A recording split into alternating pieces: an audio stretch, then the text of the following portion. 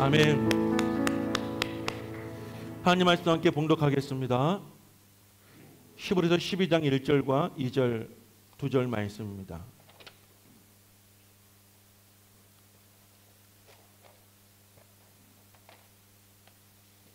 히브리서 12장 1절과 2절 함께 읽겠습니다. 이러므로 우리에게 구름같이 둘러싼 허다한 증인들이 있으니 모든 무거운 것과 얽매이기 쉬운 죄를 벗어버리고 인내로써 우리 앞에 당한 경주를 하며 믿음의 주요 또 온전하게 하시는 이인 예수를 바라보자. 그는 그 앞에 있는 기쁨을 위하여 십자가를 참으사 부끄러움을 개의치 아니하시더니 하나님 보좌 우편에 앉으셨느니라. 아멘. 오늘 본문의 말씀을 통해서 예배는 보는 것이 아니라 드리는 것이다. 예배는 보는 것이 아니다. 드는 것이다. 드리는 것이다 라는 말씀 제목으로 한 말씀 전하겠습니다. 여러분의 인생에서 신앙생활이라고 하는 가치가 차지하는 비중이 과연 얼마나 되십니까? 여러분의 신앙생활에서 그러면 예배의 가치가 차지하는 비중은 또 얼마나 되십니까?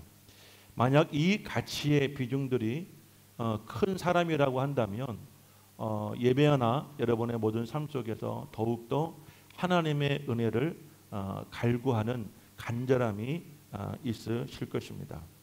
그렇다면 이런 가치 있는 인생을 살기 위해서 여러분들은 얼마나 많은 수고와 또 얼마나 많은 투자를 하고 계십니까? 우리가 무의식 중에 얘기하다가 이렇게 얘기하죠. 예배 보러 가자. 나 예배 보러 간다. 예배 본다라는 말을 합니다. 그런데 어떤 분은 예배를 드린다고도 하죠.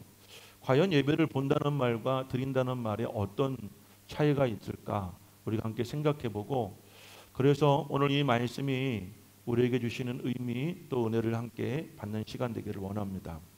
과거에는 시골 마을에 교회가 많지 않았죠.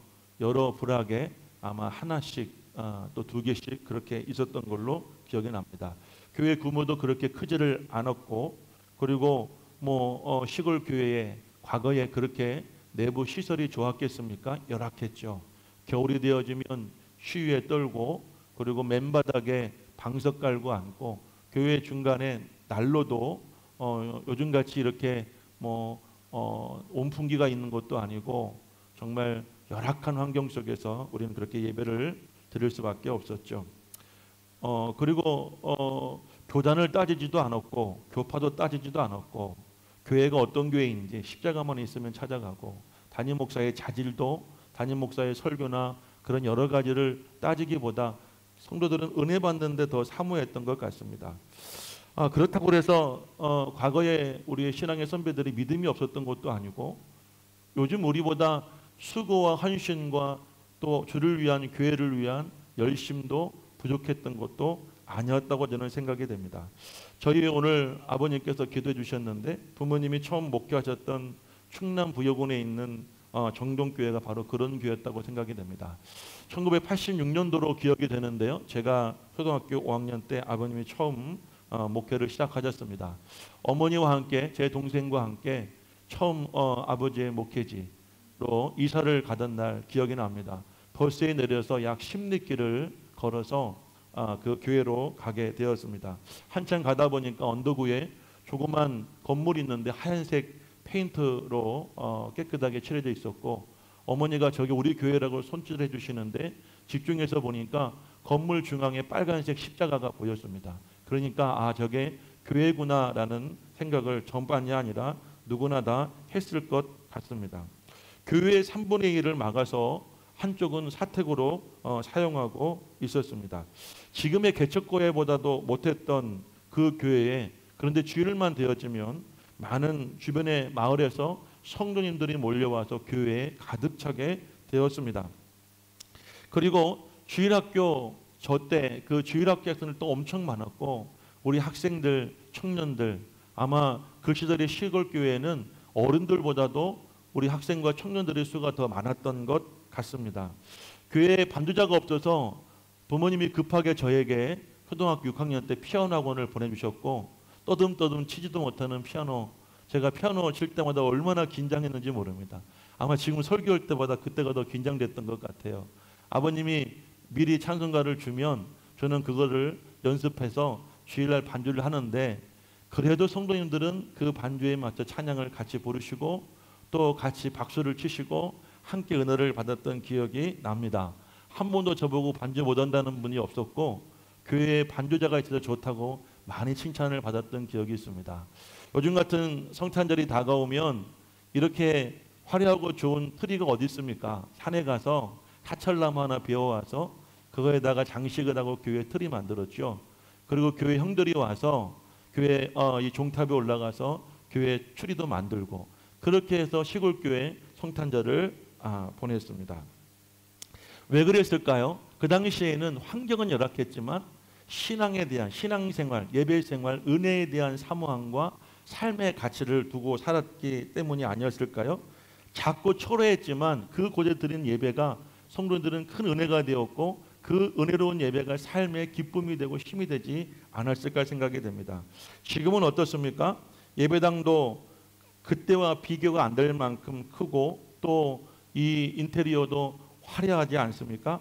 그리고 교회 안에 정말 최고의 좋은 음향이나 영상이나 또 이런 시설들로 갖추고, 그리고 또 이렇게 악기 팀들도 그때 제가 떠듬떠듬 치던 피아노에 맞춰서 우리가 예배드리지 않아도 우리는 정말 환상적인 이 연주자들의 연주에 맞춰서 또 앞에 찬양하는 우리 찬양단들의 이 찬양 소리를 들어가면서 함께 예배를 드릴 수 있으니 얼마나 좋습니까?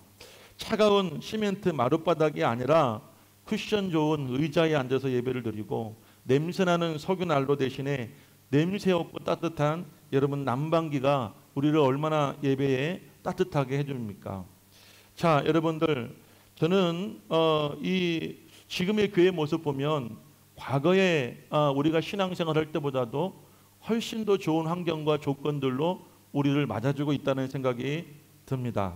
자, 그렇다면 우리가 그때보다 훨씬 더 예배가 은혜롭나요? 우리가 훨씬 더 은혜를 많이 받고 있는가 한번 여러분 이 시간 스스로 물어봤으면 좋겠습니다. 저는 최근에 이런 생각이 들었습니다. 물론 우리 교회 성도들을 보면서 든 생각이 아닙니다. 여러 교회가 있어서 집회에 참석하고 교회들을 다니다 보면서 그 교회 성도들을 보면서 느낀 것입니다. 각종 편의시설로 교회에 가득 채워놓고 예배 시간이 되어지면 그것들로 하여금 내가 드려야 될 예배, 내가 하나님께 드려야 될 참된 예배를 그것들이, 그 사람들이 대신하게 하고 있다는 생각을 들었습니다. 지난주에 지방에 부흥회가 있어서 우리 교단에서 가장 큰 교회 중에 한 교회에 가서 한 주간 예배를 드렸습니다. 순서를 맡은 교회마다 얼마나 열심히 준비했겠습니까? 특별히 특성을 맡은 교회들은 시간 나와서 교회를 대표해서 특성을 했습니다. 어느 교회는요 정말 은혜만 있더라고요. 찬양은 정말 못하는데 그 찬양을 부르는 성도들이 얼마나 은혜롭게 하는지 그분의 얼굴을 보면서 은혜를 받은 교회도 있습니다.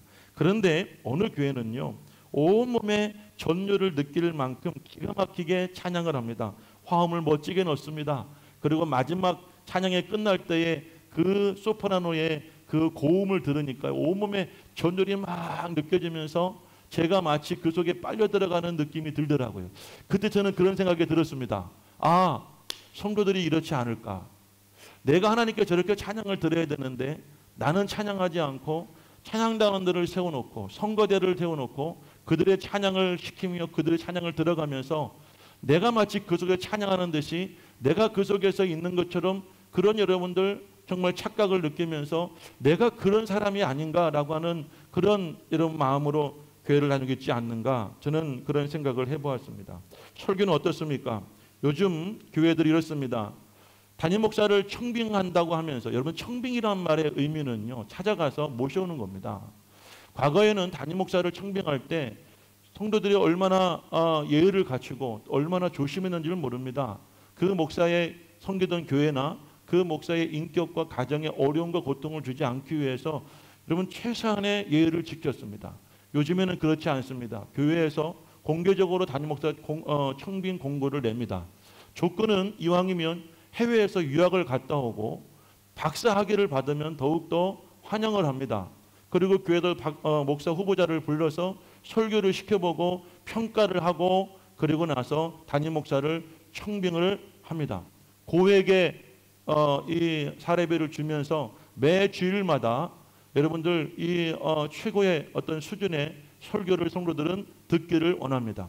그래서 그 담임 목사를 통하여서 설교를 들으면 그 어떤 내가 평소에 알지 못하고 깨닫지 못하고 내가 경험하지 못했던 그 하나님의 이야기를 들으며 아마 성도들은 이런 생각할 것입니다. 아, 내가 우리 교회가 이 정도 경지의 신앙에 이르렀구나.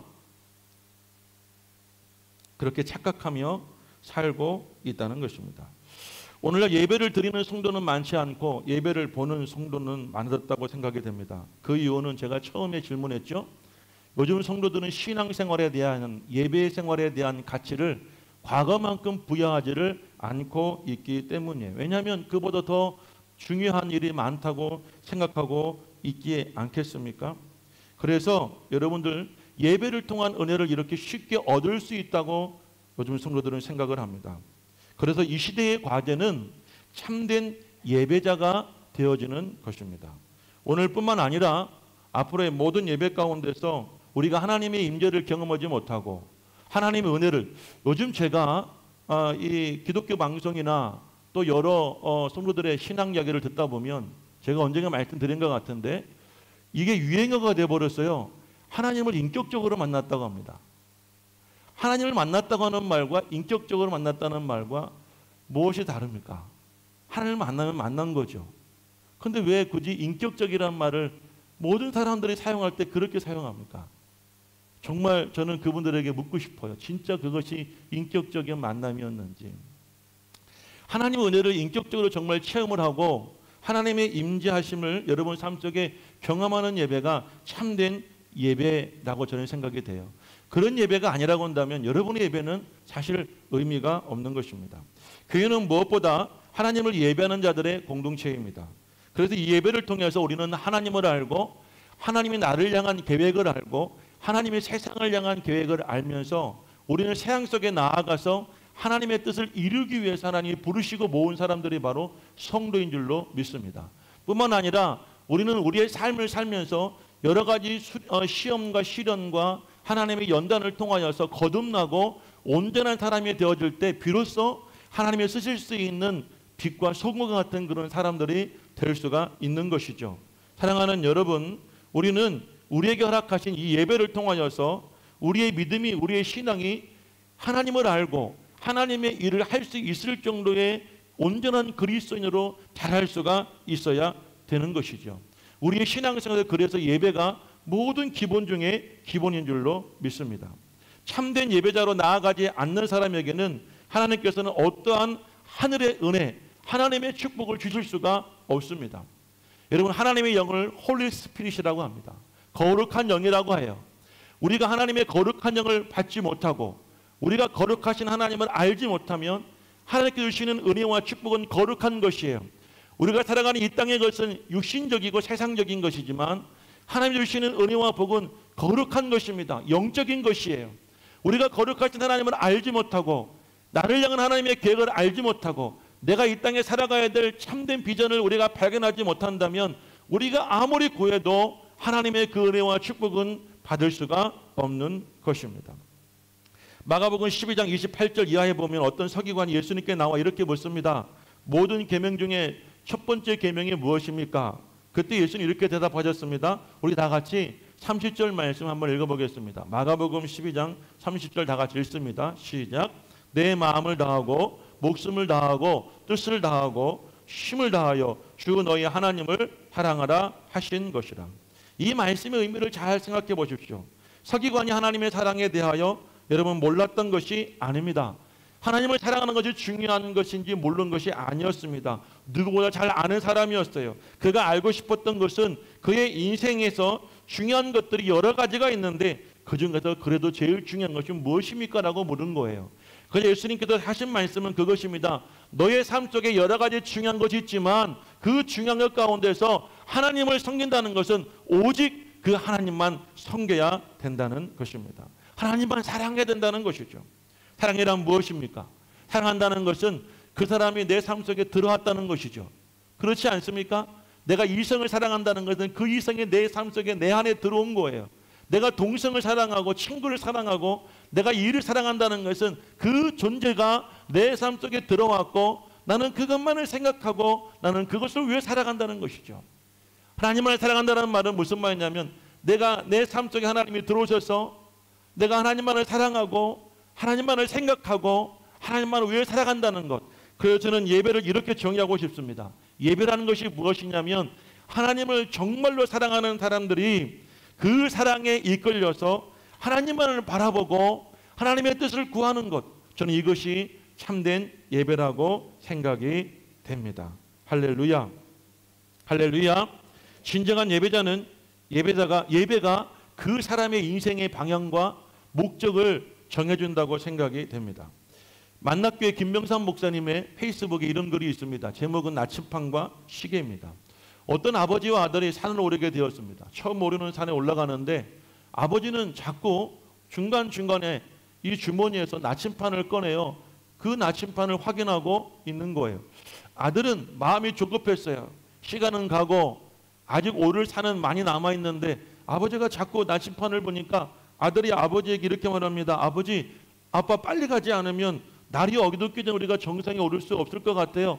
아버지 빨리 가시죠. 라며 시계를 보고 있었어요.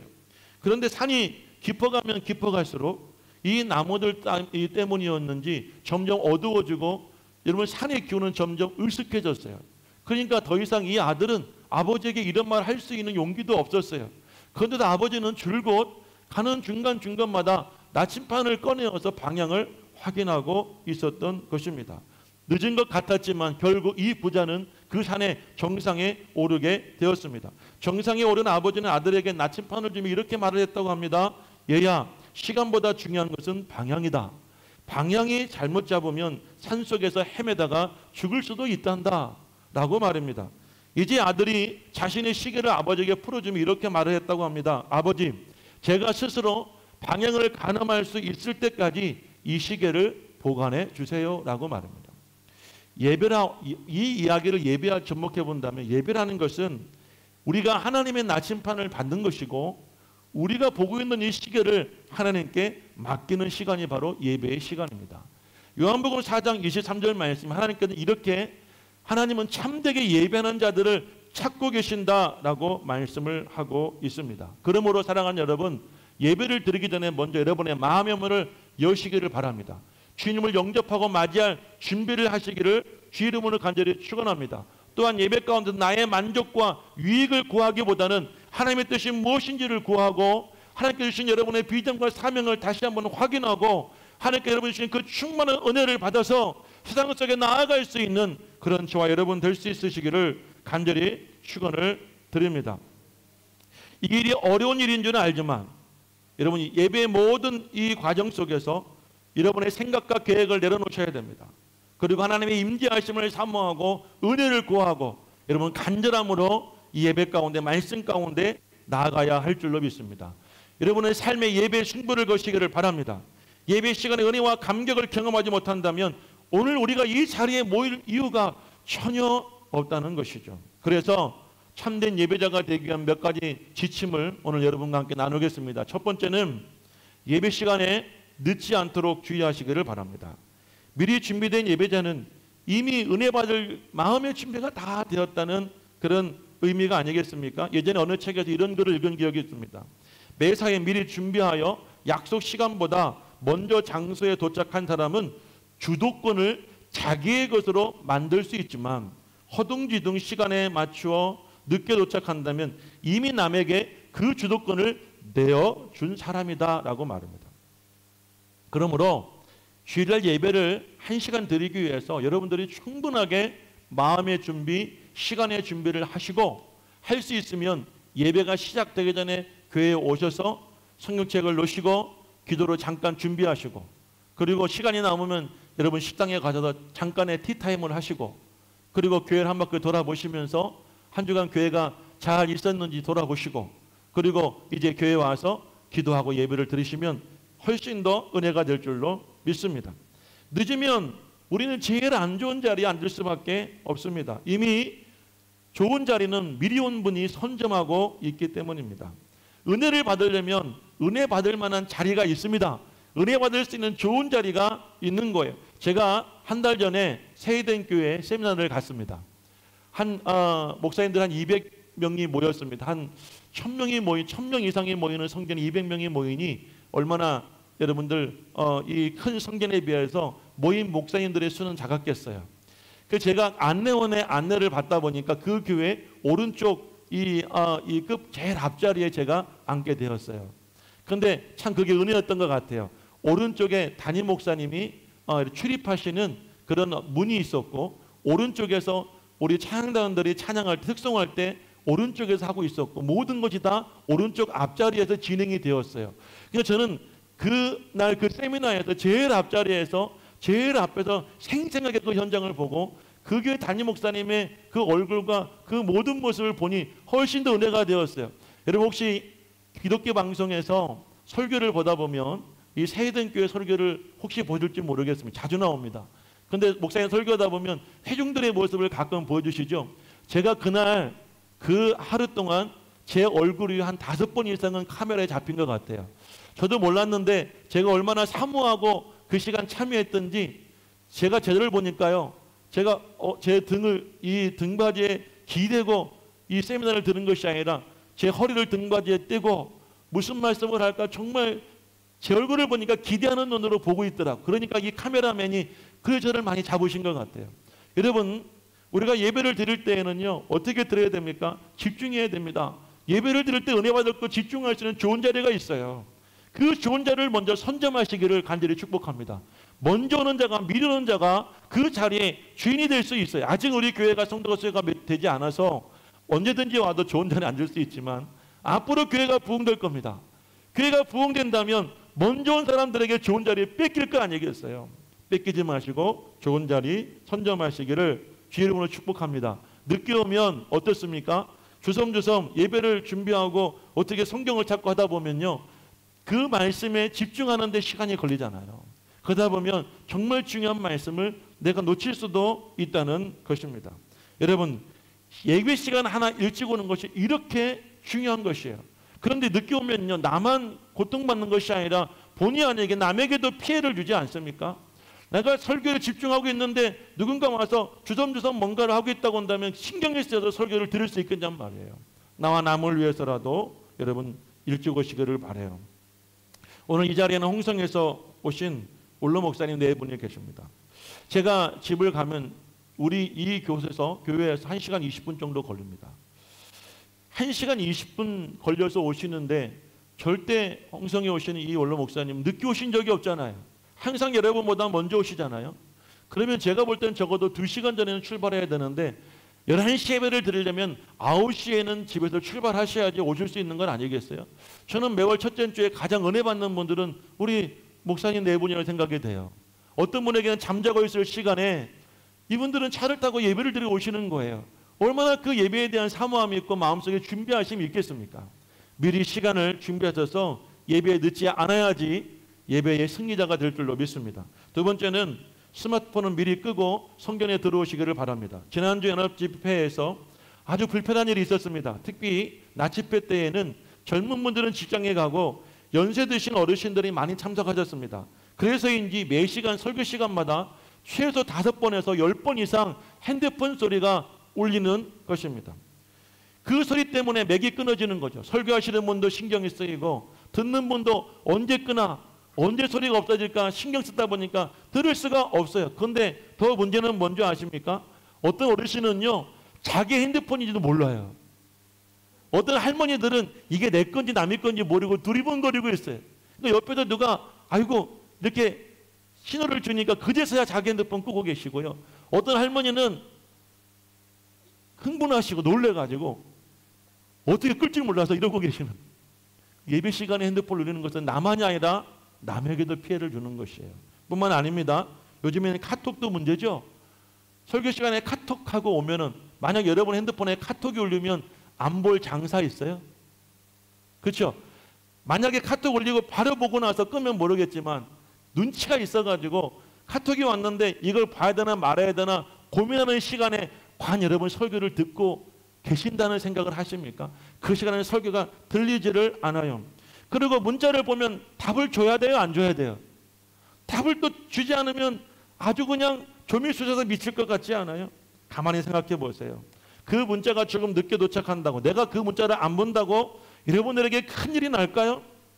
여러분들에게 일어난 일이 예배보다 더 중요하고 지금 듣는 이 하나님의 말씀보다 더 중요하다 생각하니까 문자에 답을 하고 계시는 거예요. 문자를 보고 계시는 거예요. 이제부터는 젊은 분들 이야기를 해볼까요? 요즘에 인스타나 페이스북 같은 개인의 SNS가 있죠. 이것에 사로잡힌 분들도 참 많이 있습니다. 한순간도 이 스마트폰을 손에서 내려놓지를 못해요. 이거를 붙잡고, 아니 말씀 붙잡고 있어야죠.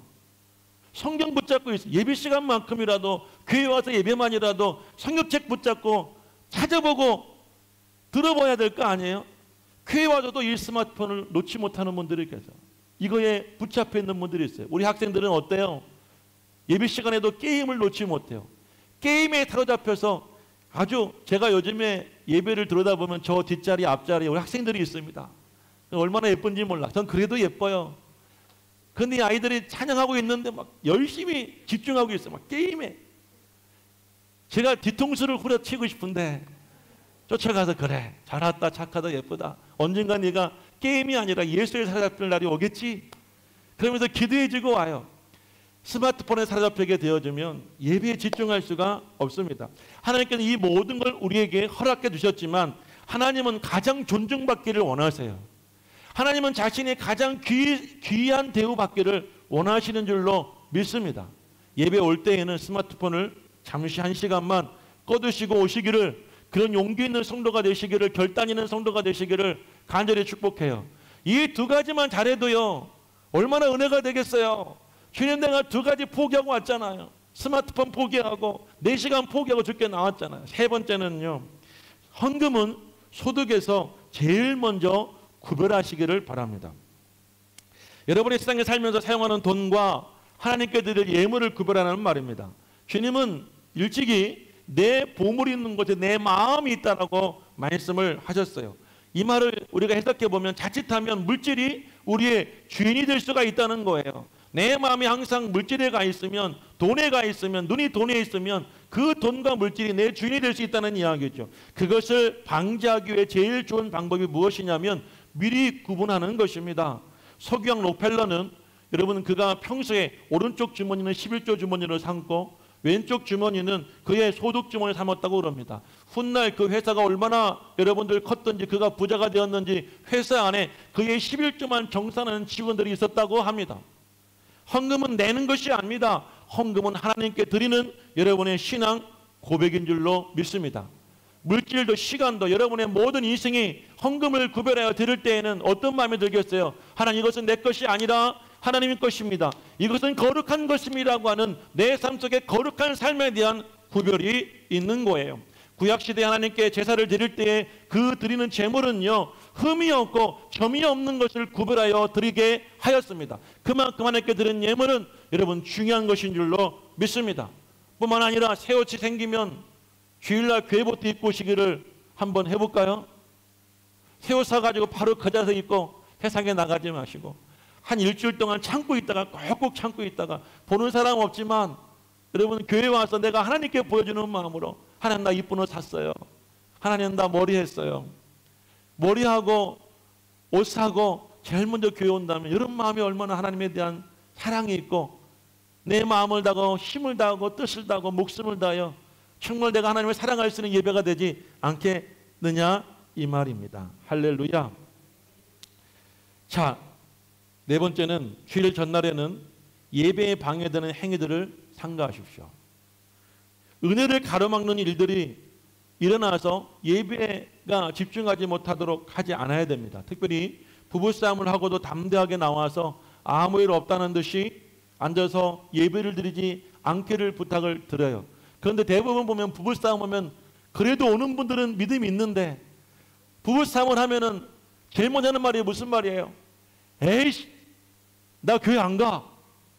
그러고 자빠지잖아요. 그러고 여러분 밖에 나가잖아요.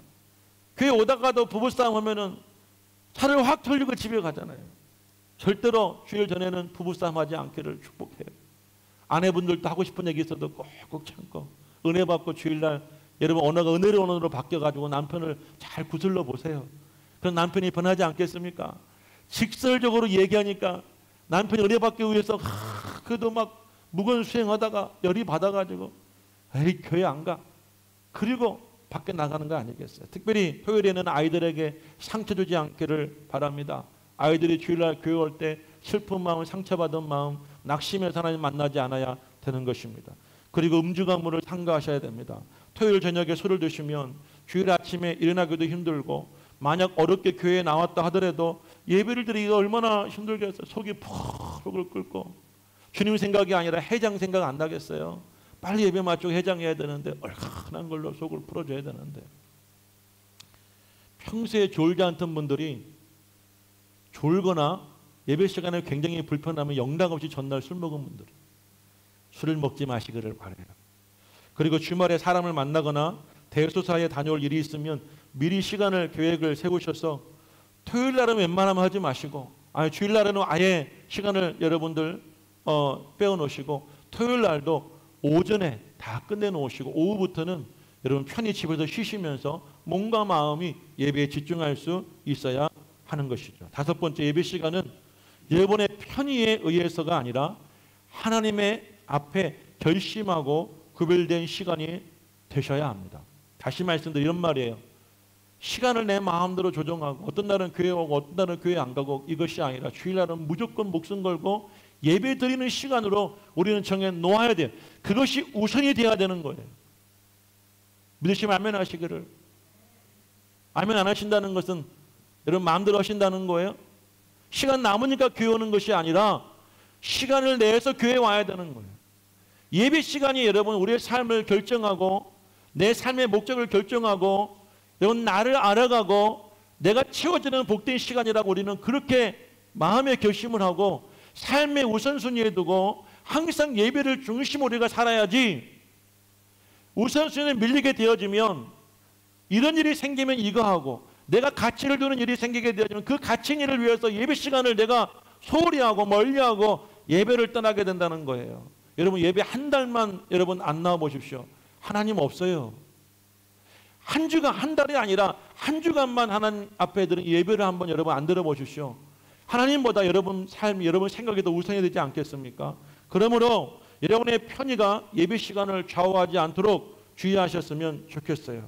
아무리 바빠도 주일은 주님의 날이에요. 거룩한 날로 구별하고 성수하시기를 부탁을 드립니다. 여섯 번째, 예배를 마친 후에 식사 교제와 이제 우리 교회가 앞으로 계획 중인 오후 모임에도 꼭 참석하셔야 됩니다. 예배는 예배당 이 안에서만 제한되어 있지 않습니다. 예배는 삶 전체로 확장해 나가야 합니다.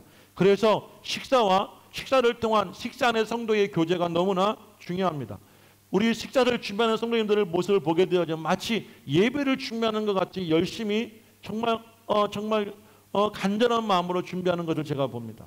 매주 식사가 맛이 있지만 어느 식당에 가서 여러분 맛이 있으면 어떻습니까? 내가 식당에 갔는데 정말 이 음식이 맛있어요. 먹는 내내 즐겁지 않겠어요? 그리고 먹는 중에 무슨 생각합니까? 내 아내는 꼭 데려와야지. 내 사랑하는 친구를 꼭 데려와야지. 이 식당을 내가 단골 삼아야지. 단골 식당이 생기면요, 여러분 배가 고프면 거기로 가고 사람들 만나면 거기로 가잖아요. 우리 교회 식당이 단골 식당이 돼야 돼요. 맛집이 돼야 되는 거예요. 그러니까 혹시 처음 교회 와서 예배를 드릴 때에 익숙하지 않더라도 식당에 갔는데 그곳이 막 맛집이에요. 그곳이 막 은혜로워요. 그러면 성도들이, 그분들이 어떻게 되겠어요? 이 교회가 단골 교회가 되는 거예요. 그렇게 자연스럽게 식당의 은혜를 함께 교제하고 나눌 수가 있어야 될 줄로 믿습니다. 사도행전 2장 42절 말씀 보게 되어지면 그들이 사도의 가르침을 받아서 서로 교제하고 떡을 떼며 오로지 기도에 힘썼다라고 말합니다. 서로 교제하고 떡을 떼는 시간이 너무나 이 초대교회 성장에 중요한 역할을 했다는 거예요. 뿐만 아니라 46절과 47절 말씀을 보게 되어지면 날마다 마음을 같이하여 성전에 모이기를 힘쓰고 집에서 떡을 떼며 기쁨과 순전한 마음으로 음식을 먹고 하나님을 찬미할 때 하나님이 믿는 자의 수를 더욱더 더하겠다고 성경은 증거가 있잖아요. 그러니까 우리가 성경을 공부하고 말씀을 듣고 예배를 드는 것도 중요하지만 우리가 모여서 서로 교제하고 떡을 떼는 것도 못지않게 중요한 줄로 믿습니다. 앞으로 내년부터 우리 꿈의 교회가 RT 바이블을 할 것입니다. 이것을 아직 여러분 잘 모르기 때문에 제가 다음 주에 자세하게 설명을 드리려고 합니다. 이것은 쉽게 말하면 예배 이후에 주일날 말씀을 가지고 온 성도가 함께 교제하고 나누는 시간입니다. 이미 여러분 조를 만들고 다 구성이 끝났습니다. 오늘 농협에서 오시는 분 때문에 제가 발표를 못하는 겁니다. 오늘 발표하려고 제가 준비했는데 제가 부득이하게 오늘 말씀 못 드리고 다음 주에 말씀을 드릴 겁니다. 앞으로 우리 교회는 선교회가 이제 마을로 바뀌게 될 것입니다.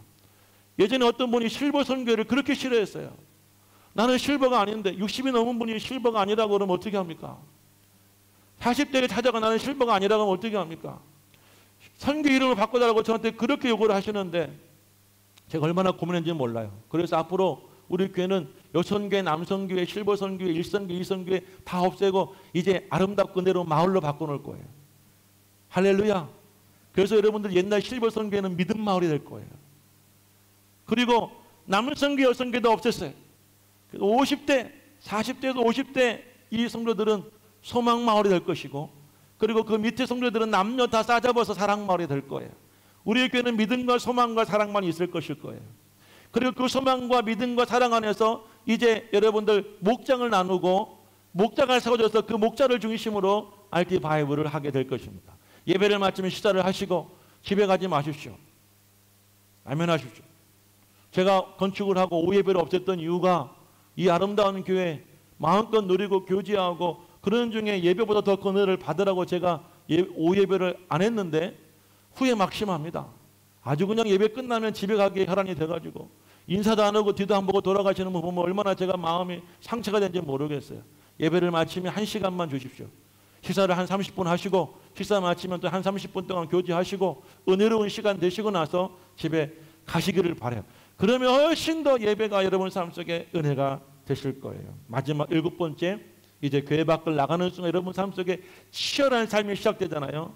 그 치열한 삶 속에서 치열한 예배자가 되시기를 간절히 축원을 드립니다. 할렐루야. 오늘 보면 2절 말씀 보게 되어지면 믿음의 지 온전케 하신 예수를 바라보자라고 말합니다. 예수를 바라본다는 말은 여러분 그저 우리가 눈으로 본다는 의미가 아니에요. 눈을 고정한다는 거예요. 예배는 예수님께 고정하는 시간이에요. 우리가 예수님께 고정되는 시간이 바로 예배의 시간인 줄로 믿습니다. 여러분 세상에서 살아갈 때는 돈을 고정하고 성공을 고정하고 행복을 고정하고 여러분 인생에 중요한 가치 있는 것들을 고정하고 살다가 교회 왔을 때는 예수님께 고정하는 것, 이것이 바로 예수 그리스도를 바라보는 것인 줄로 믿으시기를 주의 이름으로 축원합니다. 할렐루야. 여러분 예수는 어떤 분이십니까? 여러분 그분의 십자가를 기쁨으로 받아들이셨습니다. 여러분 그 부끄러움을 개의치 않으셨어요. 그 결과 하나님 보좌 우편에 계시잖아요. 우리의 최종적인 목적도 거기 아니겠습니까? 우리가 천국에 가기 위해서는 예수님께 고정되어야지만이 온전한 그리스도인 될 수 있고 천국 시민 될 수가 있는 거예요. 예배를 보는 자가 아니라 예배를 드린 자가 되어야지만이, 예수를 보여야지만이 우리가 참된 그리스도인이 될 수가 있는 거예요. 아멘 소리가 이렇게 밖에서 성도가 오셨는데 이 성악교회 가서 우리 꿈의 교회 무슨 얘기를 하실까? 할렐루야. 마지막 우리 아브라함 이야기하고 마치겠습니다. 오늘 1절 말씀 보게 되어지면 구름같이 허다하게 많은 예수의 증인들이 있다라고 말하고 있지 않습니까? 그 구름같이 둘러싸이는 허다한 우리의 증인들 가운데 아브라함이라는 분은 정말 예배의 우리의 모범자인 것입니다. 아브라함 이야기를 우리가 성경을 통해서 보게 되어주면 그분이 가나안 땅에 정착하면서 제일 먼저 하신 일이 바로 예배를 드리는 거예요. 창세기 12장 7절과 8절 말씀을 보게 되어주면 그분이 그 땅에 이르러서 제일 먼저 한 일이 제단을 쌓고 그곳에 여호와의 이름을 부르며 예배를 드렸다라고 성경은 증가하고 있습니다. 그런데 아브라함의 인생이 그렇다 해 평탄한 것만이 아니었어요. 가자마자 흉년이 찾아왔고 결국 어쩔 수 없이 여러분 비옥한 땅이었던 애굽으로 이주하게 되었어요. 그런데 아브라함은 애굽에 가자마자 수치를 당하게 되어지죠. 그의 사랑하는 아내 사라를 빼앗길까 두려워서 아내라고 말하지 못하고 누이라고 속이게 된 것이죠. 참 흥미로운 사실은 창세기 12장 9절 말씀을 보게 되어지면 점점 남방으로 옮겨갔더라라는 말씀에 아브라함의 애굽에서도 하나님께 제단을 쌓고 여호와를 부르며 예배를 드렸다는 말씀은 없습니다. 제단을 쌓고 시작한 예배의 삶이 언젠가부터 그에게 고난이 찾아오는 그 순간부터 예배보다는 스스로가 그의 삶의 문제의 해답을 찾아가는 것에 더 급급했고 그의 앞에 있는 긴막한 문제를 해결하는 것이 그에겐 더 중요했던 것이었죠. 그러다 보니까 여호와께 제단을 쌓았던 그의 삶의 제단이 무너지게 되어진 것입니다. 예배를 잃어버리는 아브라함을 보시길 바라요. 하나님의 관점에서 서지 못한 아브라함은 애고의 사람을 두려워하게 되어지죠. 아내에 대한 두려움이 생기게 되어지죠. 죽을 것 같은 모습이 생기게 되어지지 않았습니까? 그러니까 온통 자기의 살궁리만 하고 있었던 것이에요. 그런데 제가 말씀을 묵상하면서 깨달은 놀라운 진리는 무엇인 줄 아십니까? 하나님은 그렇다 하여도 아브라함을 포기하지 않았어요. 아브라함이 예배자를 떠났다 하더라도 하나님은 아브라함을 버리지 않으셨다는 것입니다.